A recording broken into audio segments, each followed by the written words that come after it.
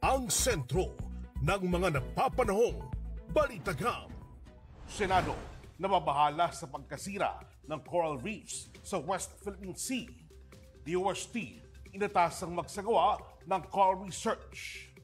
National Science and Technology Week o NSTW 2023 kauna-unahang gagawin sa Iloilo City.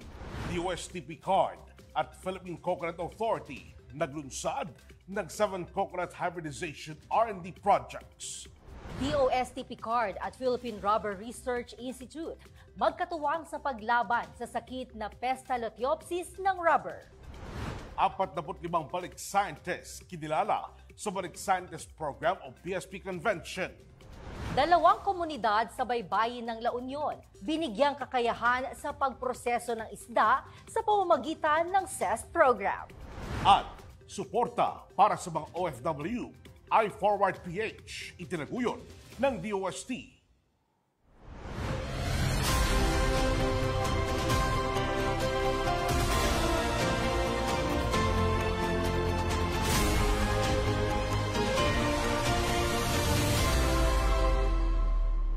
Magandang agang Pilipinas, kini araw ng Martes, October 10, 2023. Hatid namin sa inyo ngayong umaga ang mga napapanahong balitagam. Nababahala ngayon ang mambabata sa mataas na kapulungan ng Kongreso hinggil sa ulat na inilabas ng PCG o Philippine Coast Guard na nagpapakita ng mga patay at durog-durog na coral sa West Philippine Sea. Nangangamba si Senator Francis Tolentino sa magiging epekto nito sa mga likas na yaman at epekto sa panahon ng kalamidad. Dahil dito, hinikayat ng mamabatas ang DOST o Department of Science and Technology na magsagawa ng karampatang coral research. Ang balitagam, alamin kay DOST TV correspondent Desa Maderal. Jel Onin, bukas ang Senado sa pagbibigay ng dagdag pondo sa Department of Science and Technology upang makapagsagawa ng coral research partikular na sa bahagi ng West Philippine Sea. Ito'y kasunod ng ulat mula sa Philippine Coast Guard na talamak ang pagkasira ng coral reef sa Rosul Reef at Escoda Shoal na bahagi ng pinag-aagawang teritoryo sa West Philippine Sea. Nangangamba ngayon si Senator Francis Tolentino sa maaaring maging epekto nito, lalo na sa pagharap ng bansa sa mga paparating na tsunami. Destroy the corals. You pulverize the corals. It can result, God forbid, during an earthquake in a tsunami-like atmosphere. And I'm referring to the destruction of corals in the Palawan area. Kung sakali pong tuloy yung destruction ng corals, totoo bang mas malakas ang waves pag lumindol? Mas may posibilidad na magkaroon ng tsunami? And can this be part of the warning system of PBOX? Ayon kay Secretary Solidum, posibleng makaapekto ang pagkasirang ito ng mga bahura at corals sa paparating na tsunami sa Pilipinas. If you've noticed, several years ago, President Duterte stopped the operation at Boracay. And Boracay was actually a disaster in making because the corals were being destroyed by the algae. The algae would suffocate the corals, but the corals actually prevent the wave erosion, and coral supply the sand to Boracay. So the net effect, when there's so much pollution, the corals die. There have been more than 20-meter erosion in Boracay because of the destruction of coral. So tama naman po yun. Samantala, sa budget hearing, inalam ni Senator Tolentino kung may tanggapan ba ang DOST na direktang nagsasagawa ng pag-aaral sa coral reef, coral discoloration, marine environment at rehabilitation ng mga nasirang coral. Sagot ni Secretary Solidum, kasalukuyang ginagawa ng kagawaran ang coral reef restoration. Kaya bilang tugon, sinabi ni Senator Tolentino na handa ang Senado na suportahan ang hiling ng DOST na dagdag pondo upang suportahan ang coral research na malaking tulong sa bansa. Jel Onin, bukod sa coral research, hinikayat din ni Senator Francis Tolentino ang DOST na magsagawa ng maigting na pag-aaral sa agrikultura at food security, gayon din ang paglalagay ng weather station sa bahaging ito ng karagatan. Sa kasalukuyan, aprobado na ng Senate panel ang proposed budget ng Department of Science and Technology para sa taong 2024. At yan ang aking balitagham sa araw na ito. Ako po si Desa Maderal, delivering science for the people. One DOST for you. Taong 1993 hanggang 2019, ipinagdiriwang ang National Science and Technology Week o NSTW tuwing ikatlong linggo ng Hulyo. Pero sa buwan Agosto 2019, inilipat ito sa buwan ng Nobyembre para tiyakin ang mas mataas na partisipasyon ng mga paaralan, estudyante, stakeholders, business sector at maging ang publiko sa isang linggo ng pagdiriwang. Ngayong taon, bukod sa pagbabago ng petsa, gaganapin ang NSTW sa siyudad ng Iloilo na unang beses sa kasaysayan. Ang balitang ihatid ni Rino Kabungkal.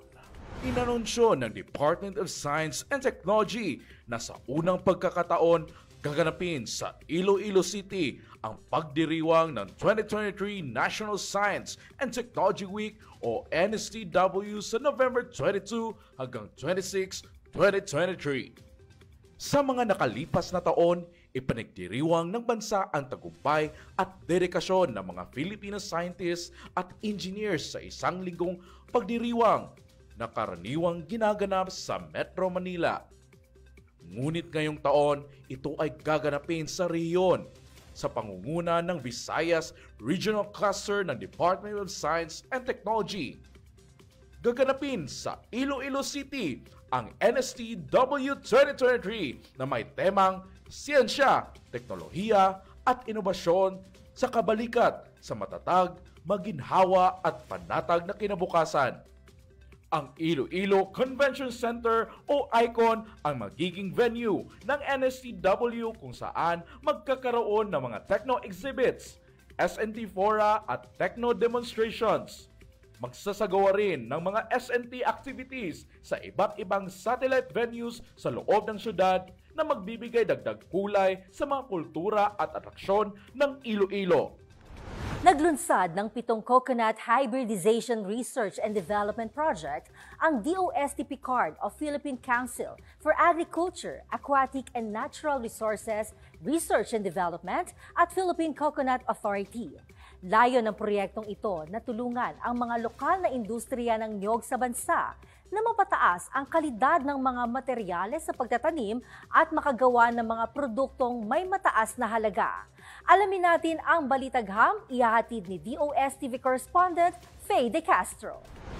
Upang suportahan ng mga magniniyog sa bansa, nakipagsanib puwersa ang DOST-PCARD o Philippine Council for Agriculture, Aquatic and Natural Resources Research and Development sa 3 research centers ng Philippine Coconut Authority o PCA.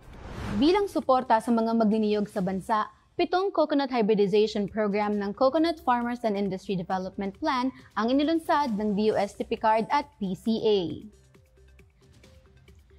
Pinalakas ng DOST-PCARD ang kanilang kooperasyon sa PCA sa pamamagitan ng pagbibigay pondo para paghusayin pa ang kanilang teknikal na kaalaman at kasalukuyang kapasidad sa research and development. 6 sa 7 proyekto ang nakatuon sa pagpapabuti at pagpili ng mga palms na may outstanding traits, pag-profile ng mga hybrids at pag-aalaga ng mga cultivars na matibay laban sa mga biotic o ecological at abiotic o non-living stresses. Samantala, isa sa mga proyekto ay naglalayong mapabuti ang science-based integrated pest management ng coconut rhinoceros beetle, isang insektong sumisira sa mga puno ng niyog. Ayon kay DOST-PCARD OIC Deputy Executive Director Juanito Batalon, ang collaborative environment na ito sa pagitan ng DOST at PCA ay susi sa tagumpay ng mga proyekto para sa mga magniniyog. At yan ang aking balitagham sa araw na ito. Ako si Faye De Castro, delivering science for the people.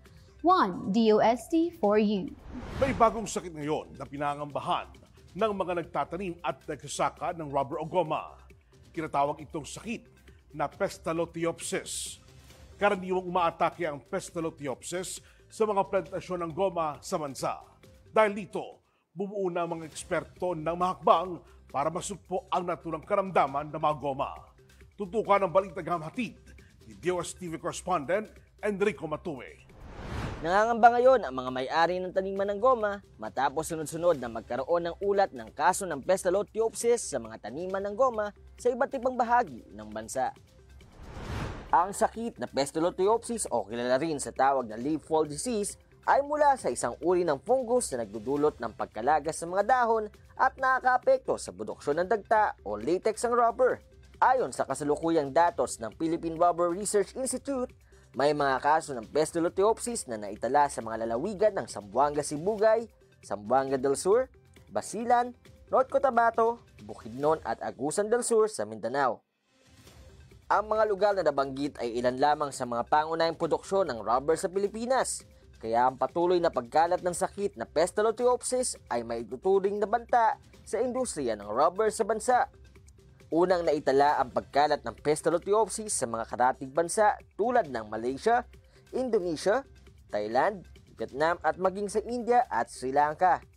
Bilang tugon sa bantang ito, ilunsad ng PRRI kasama ang Philippine Council for Agriculture, Aquatic and Natural Resources Research and Development ng DOST ang proyektong Artificial Intelligence-Based Diagnostic Clinic for Detection and Monitoring System for the Management of Rubber Diseases and Insect Pests na naglalayong bumuo ng isang mobile app na magagamit sa pagsusuri ng sakit ng rubber sa pamamagitan ng pagkuha ng litrato gamit ang cellphone. Sa kasalukuyan, patuloy pang dinedevelop ang mobile app upang masuri ang iba pang sakit ng rubber.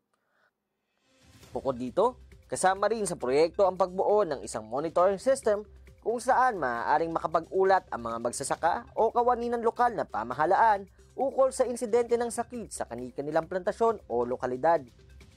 Otomatiko ring makakatanggap ang mga magsasaka ng text message ukol sa outbreak, pati na rin ang ilang paalala. Bukod din ng proyekto ang online clinic kung saan makadudulog ang mga magsasaka ng direkta sa isang grupo ng mga eksperto upang masuri ang mga hindi makumpirmang sakit. Onin, dahil bago pa lamang ang sakit na Basiloteopsis, wala pang naiulat na mainam na pangkontrol dito. Kaya ang payo ng PRRI at DOST Bicard, palaging maglagay ng abono at linisin ang plantasyon upang maibsan ang epekto at maiiwasan ang pagkalat nito. At yan ang aking balitagham sa araw na ito. Ako si Enrico Matuwed, delivering science for the people. One DOST for you.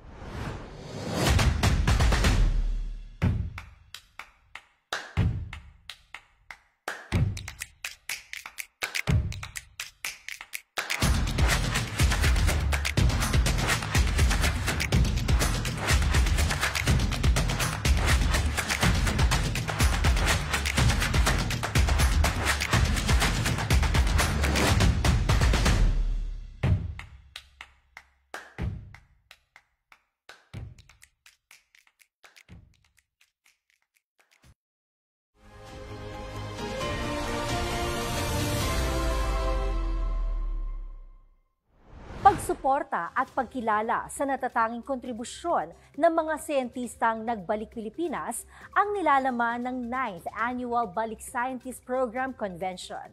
Kaugnay nito, binigyang pagkilala ng Department of Science and Technology ang 45 balik scientist, maging ang mga institusyong kinabibilangan nito. Makibalitagam tayo sa report ni DOST Correspondent Anichi Ito. Sa temang Balik Scientist Harnessing Global Science for Sustainable Development and Transformation, binigyang importansya ng Department of Science and Technology ang malaking papel na ginagampanan ng Balik Scientist sa pag-unlad ng Pilipinas, gayon din sa pagtugon sa mga kasulukuyang suliranin nito. Sa programa, ibinida ni Undersecretary for Research and Development, Dr. Lea Buendia, ang mahalagang imbensyon, inobasyon at kontribusyon ng mga Balik Scientist. Kabilang sa mga ito ang Mobility Vision Plus na ginawa ni Dr. Cyrus Gumari na kasalukuyang ginagamit ngayon ng lokal na pamahalaan ng Taguig at Pasig upang masolusyonan ang problema sa trapiko. Ibinida din niya ang malaking kontribusyon ni Dr. Miguel Mervin Pahate, isang veterinarian at embryologist, upang matagumpay na maisagawa ang embryo transfer sa Isabela State University. Ayon sa kanya, hindi lamang mga kasalukuyang balik scientist ang dapat kilalanin, dahil maging ang mga naunang balik scientist ay malaking bahagi pa rin ng pagbuo ng mga teknolohiya, inobasyon at pananaliksik na nakatulong ng malaki sa mga Pilipino. Samantala, bukod sa mga plenary presentations, tampok din sa convention ngayong taon ang mga poster exhibit ng ilang balik scientist at mga talakayan hinggil sa napapanahong issue tulad ng climate change, smart agriculture, health security, at health system resilience gayon din ang mga polisiya at practical applications ng artificial intelligence. Ang Balik Scientist Program Convention ay taunang pagtitipon ng mga balik scientist, mga institusyon, at mga stakeholders na nagpapakita ng mga tagumpay at kontribusyon sa pag-usbong ng agham, teknolohiya at inobasyon. At ngayong taon nga, 45 balik scientists ang kinilala ng DOST. At yan ang aking balitagham sa araw na ito. Ako si Anishi from the Office of the Undersecretary for Research and Development, delivering science for the people, 1DOST for you. Bilang tugon sa national program ng gobyerno na solusyonan ang kahirapan, nagsagawa ng livelihood training at product development sa fish processing ang Department of Science and Technology. Ang iba pang detalye ng balitagham, tinutukan ni DOST correspondent Carla Joyce Kahala. 2 barangay sa probinsya ng La Union ang binigyang kapasidad na makapagproseso ng isda sa tulong ng Community Empowerment through Science and Technology o CEST program. Tinalakay ni Monica May B. Varilla mula sa PSTO Pangasinan ang food safety at pagsunod sa good manufacturing practices sa pagproseso ng isda tulad ng pag-iimbak, paghawak at maging ang pagbiyahe nito na labis na mahalaga upang mapanatili ang kaligtasan at kalusugan ng publiko, gayon din ang kalidad ng kanilang produkto. Ipinakita naman sa pagsasanay ang pagproseso ng iba't ibang produktong mula sa dagat tulad ng smoked fish, smoked tahong at fish nuggets. Ayon kay Narvacan Barangay Chairman Ricardo Collado, ginhawa ang dala ng pagsasanay na ito sa kanilang barangay at sisiguraduhin anya nila na hindi ito masasayang, sa halip magdadala ng tagumpay sa kanilang barangay. Sa kabuuan, 18 residente mula sa Aringay at 26 naman mula sa Santo Tomas, La Union ang nakilahok at natuto sa nasabing pagsasanay. At yan ang aking balitagham sa araw na ito. Ako si Carla Joyce Kahala ng DOST Region 1, delivering science for the people, 1DOST for you.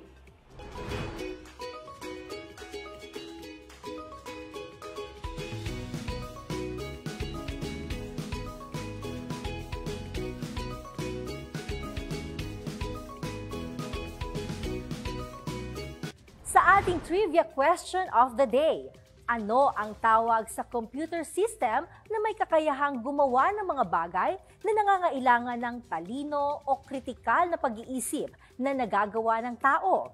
Kung alam ninyo ang sagot, i-comment lang sa aming DOSTV Facebook page at YouTube channel. DOST Brigada, halina't explore ang mundo ng siyensya, teknolohiya at inobasyon gamit lang ang inyong mga Android cellphone. Sa DOSTV app, mapapanood ang mga latest shows na hindi lang entertaining. Hitik pa sa kaalaman.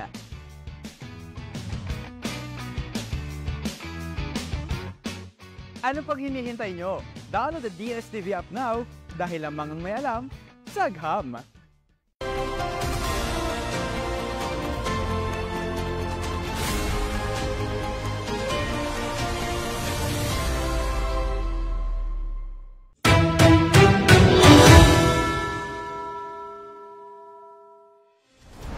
Magandang agham. Bukod sa isyu ng teritoryo, isa pang usap-usapan kaugnay sa West Philippine Sea ang ulat ng patay at durug-durog na corals na sumambulat sa Philippine Coast Guard nitong nakaraang buwan. Ang balitang ito, hindi lang banta sa usapin ng food security o hanap buhay ng ating mga mangingisda, kundi maging ang seguridad mula sa banta ng malakas na alon o tsunami. Totoo ang sinabi ni Senator Francis Tolentino, nagsisilbing natural barriers ang mga coral sa panahon ng malakas na alon o tsunami. Ibig sabihin, pinipigil nito at pinahihina ang mga alon bago pa man makarating sa mga dalampasigan. Sa katunayan, hindi lang corals, dahil maging ang mga bakawan ay natural barriers din. Ngunit dahil submerged at narrow ang ating mga corals, hindi ganon kalaki ang epekto nito sa pagpigil ng malalakas na alon, di tulad ng ginagawa ng mga bakawan.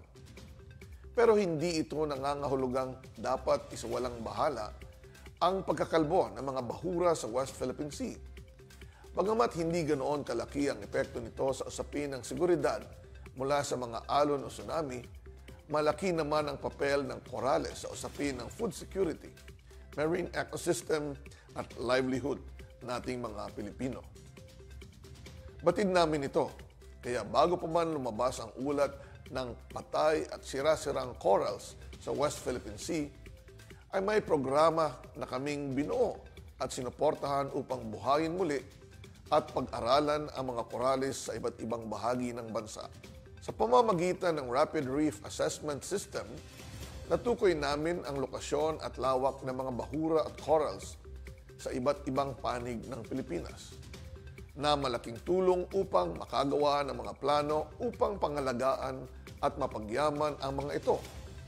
Mayroon din tayong Coral Reef Restoration Program, kung saan sinasalba at pinipilit nating buhayin ang mga nabuwal na buhay na corals sa pamamagitan ng paglalagay nito sa mga coral nursery unit upang mabilis itong makarecover.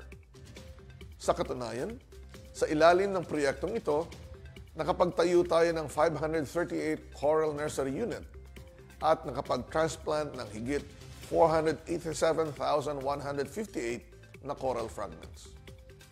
Bukod pa rito, patuloy nating pinag-aaralan ng iba't ibang factors o dahilan upang malaman ang kanilang kalagayan at makahanap ng mga makabagong pamamaraan upang mapanatili ang kanilang kalusugan at buhay sa karagatan. Dagdag pa rito, patuloy din naming binabantayan ang mga kalagayan ng mga bahura ng Pilipinas, partikular na ang nasa Marinduque sa tulong ng iba't ibang teknolohiya na binuo at sinuportahan ng DOST. Hindi tayo titigil sa advokasya at misyong ito na mailigtas at buhayin ang coral ecosystem hindi lang sa West Philippine Sea, ngunit sa lahat ng karagatan ng Pilipinas. Maging bahagi tayo ng solusyon sa pangangalaga ng ating mga bahura at ipagtanggol ang mga coral at bahura ng Pilipinas para sa mas ligtas na Pilipinas, para sa mas mayaman na karagatan. Yun lamang po at maraming salamat.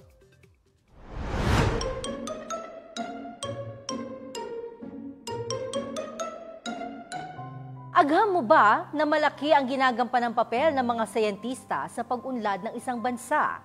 Sila ang bumubuo ng mga ideya, pag-aaral at maging mga teknolohiyang pinakikinabangan natin sa kasalukuyan. Kaya isa sa mga pangunahing programa ng Department of Science and Technology upang madagdagan ang bilang ng mga siyentista ay ang pagtatatag ng isang programa para hikayatin sila na magbalik Pilipinas. Ang Balik Scientist Program ay isang espesyal na programa ng Department of Science and Technology para sa mga Filipino experts o scientists na nasa ibang bansa at nais tulungan ang Pilipinas sa pag-unlad. Ang Balik Scientist actually ay isang inisyatibo ng DOST na nagumpisa ng 1975. Sa panahon na yon, ito ang naging platform natin para maenganyong bumalik ang ating mga siyentipiko na Pilipino na nasa ibang bansa. Ito ay pamamaraan para magkaroon ng brain gain. Kung laging sinasabi na may brain drain, ang Balik Scientist ang plataforma para magkaroon ng brain gain sa ating bansa upang tulungan ang siyensya, teknolohiya at inobasyon na mapaunlad ang ating bansa in terms ng ekonomiya, ng research, ng mga tulong sa mga at bigyan ng solusyon ng mga problemang kritikal sa ating bansa. Ang mga nagbalik Pilipinas na siyentista ay makatatanggap ng insentibo na nakasaad sa Republic Act No. 11035 o mas kilala bilang Institutionalizing Balik Scientist Program. Tatlong klasifikasyon ng Balik Scientist na tinatanggap natin. Una, short term. Ito ay may bilang na Mondays, simula 15 Mondays hanggang 6 na buwan. Ang medium term ay simula 6 na buwan hanggang 1 taon. At ang long term ay mahigit sa 1 taon. Ibig sabihin, dito na sila pupunta for good. Hindi na sila babalik abroad. Kabilang sa mga siyentistang naging bahagi ng Balik Scientist Program, si Dr. Edsel Maurice Salvana, na isa sa mga nangungunang infectious disease expert sa mundo. At ang nakabibilib lang naman sa kanya ay isa rin siyang multi-awarded at recognized scientist, physician at HIV/AIDS advocate sa loob at labas ng bansa. Agham mo din ba na mula taong 1975 ay nasa 631 scientists na ang nagbalik Pilipinas at naging bahagi ng programang ito? Meron tayo currently na engagement na around 800 engagements. Ibig sabihin, hindi ito 1:1. Meron tayo so far, as of August this year, since 1975, meron na tayong 631 na balik scientist. Pero dahil yung iba nagdodoble, kaya mas marami yung engagement kisa dun sa number ng balik scientist. So, pwede kasing balik-balik scientist. Okay.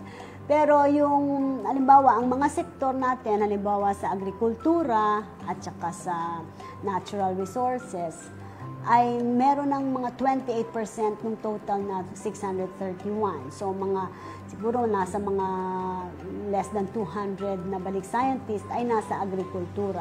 Meron din sa mga industry, meron din tayo sa health. So ito yung mga sektor na lahat sila ay merong contribution doon sa sektor na ito. Meron din tayo like for governance, meron din tayo sa ganyan.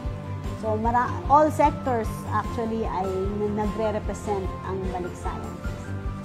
Sa pamamagitan ng programang ito, layo ng DOST na bigyan ng pagkakataon ang mga siyentista abroad na maging bahagi ng pag-usbong ng agham at teknolohiya sa Pilipinas.